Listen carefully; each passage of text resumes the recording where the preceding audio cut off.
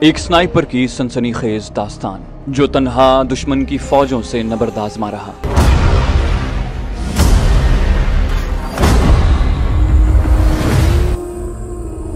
आपके लिए पेश खिदमत है। कहानी की तरफ जाने से पहले आप सबसे गुजारिश है कि अगर अभी तक आपने हमारे चैनल को सब्सक्राइब नहीं किया तो इसे सब्सक्राइब कीजिए और वीडियो पसंद आने की सूरत में इसे लाइक और शेयर करना मत भूलिए और कमेंट करके हमें बताइए कि आपको हमारी वीडियोस कैसी लगी। आइए कहानी की तरफ चलते हैं। डिनर पर जेनिफर निहायत खूबसूरत लिबास में नजर आई। मैं उसे नजरअंदाज किए सरदार से महवे गुफ्तगू रहा, मगर जब हम वापस आ रहे थे तो उसने सरदार खान को इशारे से अपने पास बुलाकर जाने क्या कहा। जवाबन सरदार खान ने इस बात में सर हिलाकर मेरे पास वापस आया और कहने लगा, ज़ीशान भाई तुम कमरे में जाओ, मैं थोड़ी देर में आता हूँ। मैंने कहा, खैरियत तो है ना, मुझे बताओ क्या बात है। वो बोला, आकर बताता हूँ। सरदार खान का अंदाज जान छुड़वाने वाला था। मैं कंधे उचकाते हुए अपने कमरे की तरफ चल पड़ा। खामखा का इसरार मुझे मुनासिब नहीं लगा। कमरे में आए मुझे चंद मिनट ही हुए थे कि दरवाजा खटखटा कर जेनिफर अंदर दाखिल हुई। एकदम मेरे जहन में सारी कहानी आ गई। यकीनन जेनिफर ने सरदार को यहाँ आने से मना किया था और इसमें कोई शुबा भी नहीं था कि उसने सरदार को लीजोना के पास भेजा होगा। हेलो जी, वो बेतकल्लुफी से मेरे बेड पर आकर टिक गई थी। मैंने संजीदा होकर पूछा, मुझसे क्या चाहती हो मिस जेनिफर? बोली, कुछ भी नहीं, बस तुम मुझे अच्छे लगते हो और मेरे ख्याल में ये वजह काफी है। मैंने कहा, तुम्हारी इत्तला के लिए अर्ज है कि मैं शादीशुदा हूँ। उसके नकरई कहकहे से कमरे की फजा गूंज उठी। तो मैंने कब कहा है कि मैं तुमसे शादी करना चाहती हूँ? मोहब्बत के बाद शादी करना मशरिकी रिवायात का खासा होगा, हमारे यहाँ ऐसा कुछ नहीं होता। मैंने पूछा, तो तुम्हारे यहाँ क्या होता है? बोली, हमारे यहाँ तो मोहब्बत होने के बाद बस मोहब्बत की जाती है। मानी खेज अंदाज में कहते हुए वो मेरे करीब हो गई। मैं जल्दी से बेड से उतरा और बोला, प्लीज कैप्टन। मेरे दूर हटने पर वो दिल गिरफ्ता सी हो गई थी। जी, क्या मैं खूबसूरत नहीं हूँ? मैं साफ गोई से बोला, इसलिए तो दूर भागा हूँ कि बहुत खूबसूरत हो। सच? वो खुश हो गई थी। अगर ऐसा है तो यूं दूर हटने का मतलब मेरी समझ में नहीं आता। मैंने कहा, मैं समझा भी नहीं सकता। जी, वो बेड से उठकर मेरी जानिब बढ़ी। मैंने कहा, प्लीज जेनी, तुम बहुत अच्छी लड़की हो लेकिन मैं इसका मुतहम्मिल नहीं हो सकता। मैंने फिलफौर सारे झगड़े मिटा दिए थे कि वो मुझे राजी करने के लिए कुछ भी करने पर कमरबस्ता नजर आ रही थी। चलो, तुमने मुझे जेनी तो कह दिया ना। वो दोबारा बेड पर बैठ गई और वादा करो कि कल मेरे साथ डिनर पर बाहर चलोगे। मैंने सरदार के बिस्तर पर जगह संभालते हुए नफी में सर हिलाया। मुश्किल है। बोली, आखिर क्यों? मैंने कहा, जेनी तुम जानती हो मेरा ताल्लुक बहुत गरीब से मुल्क से है, जहाँ मेरी आमद का मकसद बस लियोपोल्ड टेलीस्कोप साइट के बारे में सीखना और स्नाइपर कोर्स करना है। मैं इन अय्याशियों का मुतहम्मिल नहीं हो सकता। वो अपनी जगह से उठकर दोबारा मेरे करीब आकर बैठ गई और मेरा हाथ थामते हुए बोली, तुमसे अच्छा निशानेबाज भला कौन हो सकता है? आज भी तुमने 9 बोनस पॉइंट लिए हैं और डिनर पर जाने से तुम्हारे कोर्स पर क्या फर्क पड़ेगा? मैंने अपना हाथ उसके हाथों से छुड़ाना चाहा। अच्छा ठीक है, लेकिन सिर्फ एक बार। वो निहायत हसीन लड़की थी और उसकी कुर्बत किसी को भी फिसल जाने पर मजबूर कर सकती थी। बोली, अब क्या हाथ पकड़ने पर भी तुम्हें एतराज है? गुस्से से कहते हुए उसने मेरे हाथ पर अपनी गिरफ्त सख्त कर दी। मैंने कहा, जेनी प्लीज। मैं जबरदस्ती हाथ छुड़ाकर अपने बिस्तर पर जा बैठा। अगर यूं ही जिद करोगी तो मैं तुम्हारे साथ दोस्ती नहीं कर पाऊंगा। अच्छा ठीक है। गैर मुतवक्के तौर पर वो मान गई थी। उसी वक्त सरदार कमरे में दाखिल हुआ। उसके चेहरे पर नजर आने वाले तासुरात ने मुझे चौंका दिया था। हेलो कैप्टन कहकर वो मेरे साथ आकर बैठ गया। हाय सरदार कहकर वो खड़ी हो गई और मुझे मुखातिब करके बोली, ठीक है जी, मैं चलती हूँ, कल मुलाकात होगी। और मैं मुस्कुराते हुए उसे अलविदा कहने के लिए खड़ा हो गया। दरवाजे के करीब पहुंचकर वो एकदम मुड़ी और मुझसे लिपट कर मेरे गाल पर बोसा देते हुए बोली, सॉरी जी, ये हमारी सकाफत है। मैं सिवाय खिफत से सर झुकाने के और कुछ न कह सका। दरवाजा बंद करके मैं सरदार का हाल पूछने लगा। क्या हुआ खान साहब, तुम्हारी सूरत पर क्यों 12 बज रहे हैं? बोला, कुछ नहीं यार, बस घर याद आ रहा है। मैंने कहा, घर तो खैर मुझे भी याद आ रहा है। उसने मशवरा दिया, कुछ देर खुली फजा में न फिर लें। मैंने कहा, मेरा तो ख्याल है सोना चाहिए। वो मुसिर हुआ, बस जॉगिंग ट्रैक का एक चक्कर लगाकर वापस आ जाएंगे। उसका इसरार देखकर मैं भी उसके साथ हो लिया। अच्छा चलो। ट्रैक के करीब पहुंचते हुए वो पुरस्रार लहजे में कहने लगा, मैं तुम्हें एक खास बात बताने के लिए कमरे से बाहर लाया हूँ। खास बात? बोला, हाँ, लीजोना कह रही थी कि तुम्हें बता दूं कि जेनिफर से थोड़ा दूर रहे। मैंने मुंह बनाया तो ये कमरे में भी कहा जा सकता था। उसने नफी में सर हिलाया, नहीं। वो कह रही थी कि ये बात तुम्हें कमरे से बाहर ले जाकर बताऊं, और वो खुद भी मुझे ये बताने के लिए ताजा हवा में टहलने के बहाने कमरे से बाहर ले गई थी। मैंने कहा, जेनिफर से मोहतात रहने का भला क्या मकसद हुआ? उसने कहा, बस उसने आसान लफ्जों में यही बताया था और मजीद ये कहा कि मौका मिलने पर वो तुम्हें सारी बात समझा देगी। मैंने मजाहिया लहजे में पूछा, लीजोना जासूस तो नहीं है? सरदार ने दाद देने वाले अंदाज में कहा, सही पहचाना। उसका ताल्लुक जापान इंटेलिजेंस से है। मैंने कहा वैसे मुझे खुद जेनिफर के रवैये पर हैरानी थी। मुझ में कोई ऐसी बात नहीं है कि वो यूं मुझ पर फरीफ्ता हो जाती। बोला शायद तुम्हारी किसी सलाहियत की वजह से वो तुम्हारी जानिब माइल हुई है। मैंने कहा नहीं, उसकी दिलचस्पी मुझे पहले रोज दिखाई दी गई थी। गो यूरोपियन ममालिक में ये एक आम सी बात है, मगर काफी पुरकशिश और खूबसूरत कदकाठ के जवानों को छोड़कर उसे मेरी जात से जो इश्क हो गया था वो जरूर अचंभे में डालने वाला था। और अब लीजोना की बात ने मेरे शुबे की तायद कर दी है कि जेनिफर मुझसे कोई मकसद हासिल करना चाहती है। सरदार ने कहा अच्छा चलो वापस चलते हैं, बाद में लीजोना से मिलकर मजीद तफसील पूछ लेना। मैं उससे मुत्तफिक होता हुआ बोला चलो, और हम अपने कमरे की तरफ बढ़ गए। अगले दिन सरे शाम ही जेनिफर एक खूबसूरत लिबास पहने मेरे पास पहुंच गई। मैंने सरदार और लीजोना को साथ ले जाने पर इसरार किया, मगर वो फकत मुझे ले जाने पर बजिद हुई। मजबूरन मुझे खामोश होना पड़ा।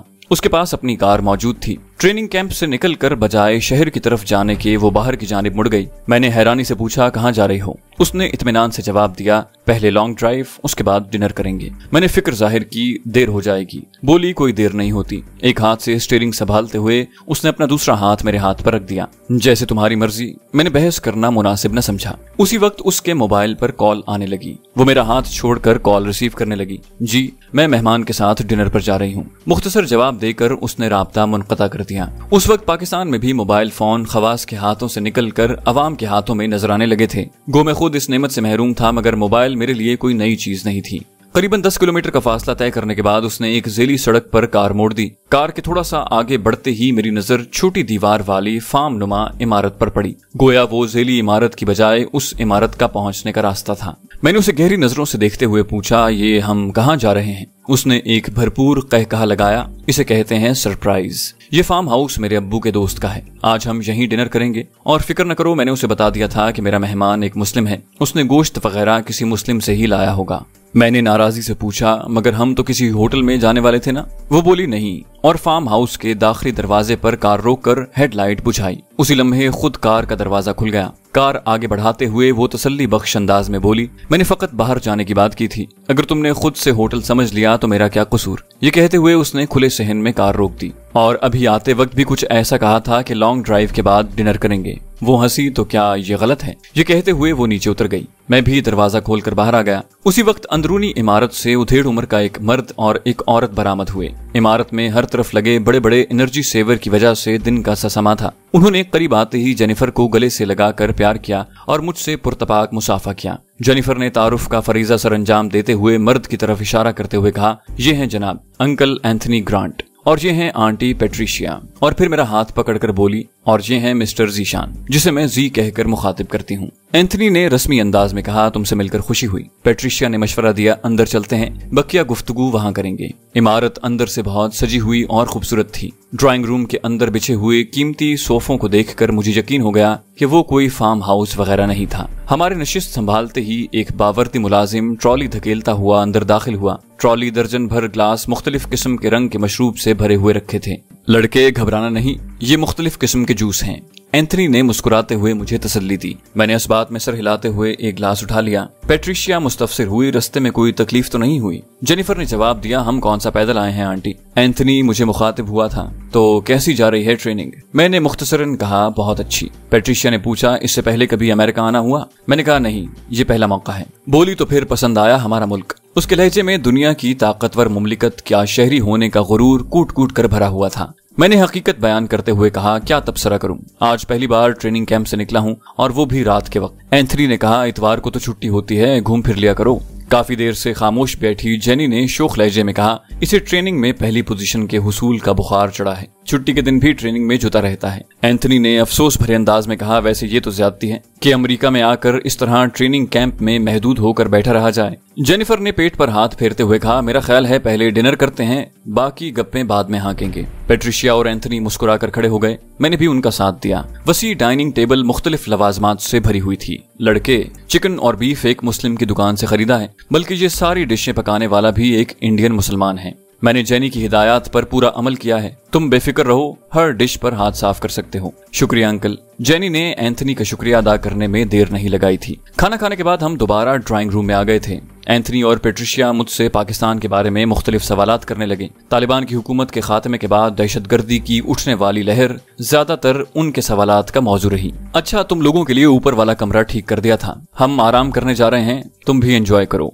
एंथनी पेट्रिशिया को साथ लिए खड़ा हो गया। मैंने घबराकर कहा, नहीं नहीं, हम वापस जाएंगे। एंथनी ने बेपरवाही से कहा, ठीक है, वापस चले जाना, और वो दोनों ड्राइंग रूम से बाहर निकल गए। मैंने जेनिफर से पूछा, चलें? वो बोली, 2 घड़ी 2 बातें भी कर लो, हम खाली डिनर करने तो आए नहीं थे। मैंने कहा, बातें वहां जाकर भी हो सकती हैं। वो बोली, कुछ बातों के लिए खलवत की जरूरत पड़ती है। मानी खेज लहजे में कहती हुई वो मेरे बिल्कुल करीब आ गई। इतना तो मैं भी जानता था कि वो मुझे वहां बगैर किसी मकसद के तो लेकर नहीं आई थी। और फिर इतनी खूबसूरत और दिलकश लड़की जब किसी को गुनाह पर मायल करना चाहे तो बचने के लिए जुनैद बगदादी का ज़ुहद और शेख अब्दुल कादिर जिलानी का तकवा चाहिए होता है। मैं यकीनन उसके हुस्न की लपेट में आ जाता और फख्र करने के लिए मेरे पास कुछ न बचता। मगर लीजोना की छोटी सी नसीहत मुझे चीख चीख कर किसी खतरे से रूशनास करवा रही थी। अगर गुज़श्ता रात सरदार मुझ तक लीजोना की बात न पहुंचाता तो मैं यकीनन बहक गया होता। मगर अब मेरे जज्बात पर अक्ल गालिब थी, और ये तो उसूल दुनिया है कि जब इंसान खुद को किसी अनदेखे खतरे में घिरा पाए तो उसके जज्बात की आग अक्ल पर गालिब नहीं आ सकती।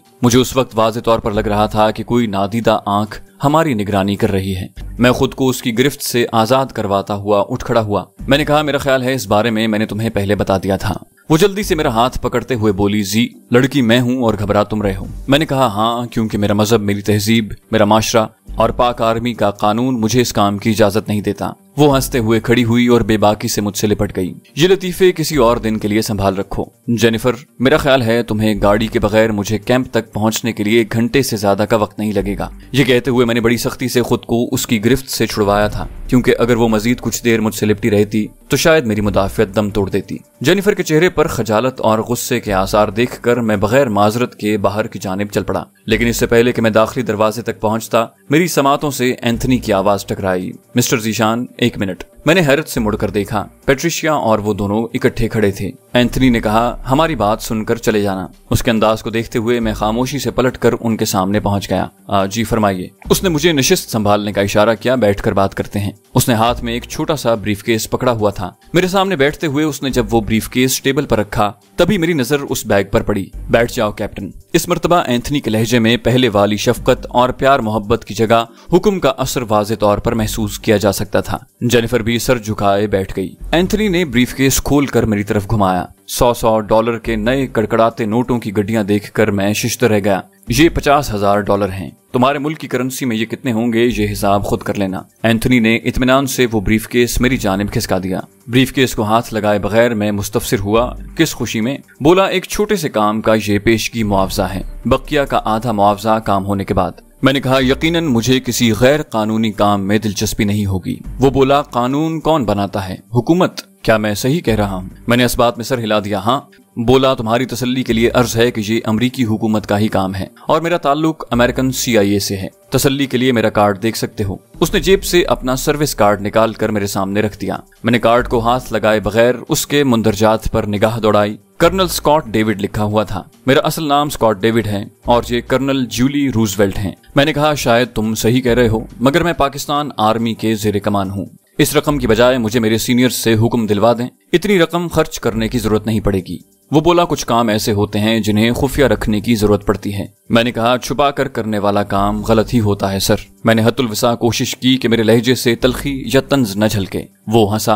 गलत फहमी है तुम्हारी मिस्टर जीशान। मियाँ बीवी का जिस्मानी ताल्लुक रखना किसी कौम और मजहब के नजदीक गलत या नाजायज नहीं है, लेकिन हम ये काम छुप कर सर अंजाम देते हैं। क़ज़ाए हाजत के लिए भी हम लोगों की नजरों से छुप कर जगह ढूंढते हैं। बच्चों को दूध पिलाते हुए माँ बच्चे और अपने जिस्म को चादर से ढांप लेती है। ऑपरेशन करने के लिए डॉक्टर किसी गैर मुताल्लिक शख्स को ऑपरेशन की कार्रवाई देखने की इजाजत नहीं देते। मैं इस मौजू पर और भी दर्जनों मिसालें पेश कर सकता हूँ कि हर छुपा कर किया जाने वाला काम जुर्म नहीं होता। मैंने कहा, सर, ये तमाम काम छुप कर सर अंजाम देने के बावजूद सबकी नजरों के सामने होते हैं। क्या लोग नहीं जानते कि मियाँ बीवी बंद कमरे में क्या कर रहे हैं, या माँ के बच्चे को चादर से ढांपने का मतलब क्या है? यकीनन सब इन कामों की हकीकत से वाकिफ होते हैं। मैं तुम्हारी मिसाल से बिल्कुल मुत्तफिक नहीं हूँ। वो बोला, जीशान, हर हुकूमत की तरजीहात में राजदारी पहले नंबर पर आती है। वो बोला, तो ठीक है, इसके लिए हुकूमत को ऐसा आदमी भी ढूंढना चाहिए जो राजदारी बरत सके। काफी देर से खामोश बैठी जूली रूजवेल्ट ने जबान खोली। अच्छा, तुम काम के मुतालिक तो सुन लो, करने न करने का फैसला बाद में करना। मैंने कहा मैडम, अगर कोई ऐसा खुफिया काम है जिसके बारे में जान लेने के बाद वो काम न करने के फैसले पर मुझे जानी नुकसान पहुंच सकता हो तो बराह मेहरबानी मुझे न बताएं। यूं भी इत्मीनान रखें कि मैं ये काम करने वाला नहीं। कर्नल स्कॉट ने तीखे लहजे में पूछा, तो ये तुम्हारा आखिरी फैसला है? मैंने कहा जी सर, मैं अपनी हुकूमत की मर्जी जाने बगैर कोई काम नहीं कर सकता। कर्नल स्कॉट ने बैठे बैठे मेरी जानिब मुसाफे के लिए हाथ बढ़ाया। ओके, तुम्हारी साफ गोई पसंद आई। उससे हाथ मिलाकर मैं खड़ा हो गया। कर्नल जूली रूजवेल्ट खामोश बैठी मुझे कड़े तेवरों से घूरती रही। मैंने भी उसकी जानिब हाथ बढ़ाने की कोशिश न की थी। कर्नल स्कॉट खामोश बैठी जेनिफर से मुखातिब हुआ, कैप्टन तुम लोग जा सकते हो। और वो यस सर कहकर खड़ी हो गई। हम दोनों आगे पीछे चलते वहां से बाहर निकलकर कार में बैठ गए। जेनिफर ने खामोशी से कार मोड़ दी। खुद कार दरवाजा खुद ब खुद खुल गया था। मेन रोड पर चढ़ते ही वो नॉर्मल रफ्तार से ड्राइविंग करने लगी। मुझे खामोश पाकर उसने गुफ्तगू की इब्तिदा की। खफा हो? मैंने सरसरी लहजे में पूछा, क्या नहीं होना चाहिए? वो बोली, हाँ, क्योंकि मैंने तुम्हें नुकसान पहुंचाने की कोशिश नहीं की। मैंने कहा, तो ये क्या था? इतनी रकम की ऑफर किसी खतरनाक काम के लिए ही की जाती है। वो बोली, मुझे हुक्म मिला था। उसने सफाई पेश करने की कोशिश की। मैंने कहा, धोखा देने के लिए मोहब्बत और दोस्ती का सहारा न लिया होता। ये बात मैं बमुश्किल पूरी कर पाया था कि जेनिफर ने एकदम ब्रेक लगाकर मेरी जानिब मुड़ी। ऐसी कोई बात नहीं है जी। उसने मेरे दोनों हाथ थाम कर वारफ्तगी से कहा, तुम्हें पहली बार क्लासरूम में देखा था और तुम मुझे अच्छे लगे थे। याद है, मैं पहले दिन ही तुम्हारी जानिब मुतवज्जे हो गई थी। गो इसके बाद हम एक दूसरे से थोड़े खफा रहे। इस दौरान मैंने जो उल्टी सीधी हरकतें की, सारी की सारी तुम्हारी तवज्जो अपनी जानिब मबजूल करने के लिए की थी। और जहां तक इस काम का ताल्लुक है जो तुमसे कर्नल स्कॉट लेना चाह रहे हैं, तो यकीन मानो इस बारे में मुझे परसों हुक्म मिला है। मैंने कहा, मुझे अब इस मौजू पर कोई बात नहीं करनी, यूं भी काफी देर हो गई है, अब चलना चाहिए। वो बोली, तुम मुझसे खफा नहीं हो सकते। उसकी आंखों में मुझे हल्की सी नमी की झलक नजर आई। अगर ये अदाकारी थी तो कमाल की अदाकारी थी। खामखा बात बढ़ाना मुझे मुनासिब न लगा। मैंने उसे तसल्ली देते हुए कहा, मैं तुमसे खफा नहीं हूँ जैनी, अब आगे बढ़ो। उसने खुशी से भरपूर लहजे में पूछा, सच कह रहे हो? मैंने कहा, मुझे झूठ बोलने की जरूरत क्या है? शुक्रिया जी। उसने बेतकल्लुफी से आगे होकर मेरे गाल पर बोसा दिया और फिर सीधे होकर कार आगे बढ़ा दी। उसके बाद कैंप के आने तक हमने उस मौजू को नहीं छेड़ा और इधर उधर की हाँकते रहे। कैंप में पहुंचते ही उसने मुझे कार से उतरने से पहले कहा, जी यकीनन तुम आज के वाक़ये का जिक्र किसी से नहीं करोगे। मैंने कहा, बेशक, और मैं कार से बाहर निकल आया। मुझे कमरे के दरवाजे तक पहुंचाकर उसने अलविदा कहा, मगर जाते जाते वो अपनी सकाफत पर अमल करना नहीं भूली थी। सरदार कंप्यूटर पर स्नाइपर से मुताल्लिक एक फिल्म दिख रहा था। मुझे अंदर दाखिल होता देखकर वो चहका, शुक्र है तुम्हें अपनी जैनी से फुर्सत मिली। मैं तो सोच रहा था शायद सुबह ही वापसी होगी। मैंने कहा, फजूल की ना हाँका करो यार, और मैं जूतों के तस्मे खोलने लगा। बोला, वैसे जीशान भाई, इसी को डेट पर जाना कहते हैं ना। ये कहकर वो जोर जोर से हंसने लगा और मैं फीकी मुस्कुराहट के साथ वॉशरूम में घुस गया। अगला हफ्ता बगैर किसी खास वाक़ये के गुजर गया। इस दौरान एक दफा लीजोना से तफसील से बात हुई। उसे फार्म हाउस वाली बात बताए बगैर मैंने उसके उन खदशात के बारे में इस्तफसार किया जो उसने सरदार की जबानी मुझ तक पहुंचाए थे। जवाबन उसने बताया कि उसने जेनिफर की किसी से होने वाली मुबहम सी गुफ्तगू सुनी थी और उस वक्त जेनिफर मुझे राजी करने की हामी भर रही थी। वो इस बात से बेखबर थी कि लीजोना वॉशरूम में है और कमरे के अंदर उसने ये बात बताने से इसलिए मना किया था कि हमारे कमरों में खुफिया कैमरों की मौजूदगी के शक को नजरअंदाज नहीं किया जा सकता था। चैनल को सब्सक्राइब कीजिए और बेल आइकन पर क्लिक कीजिए ताकि आपको तमाम वीडियोस फौरन मिलती रहें।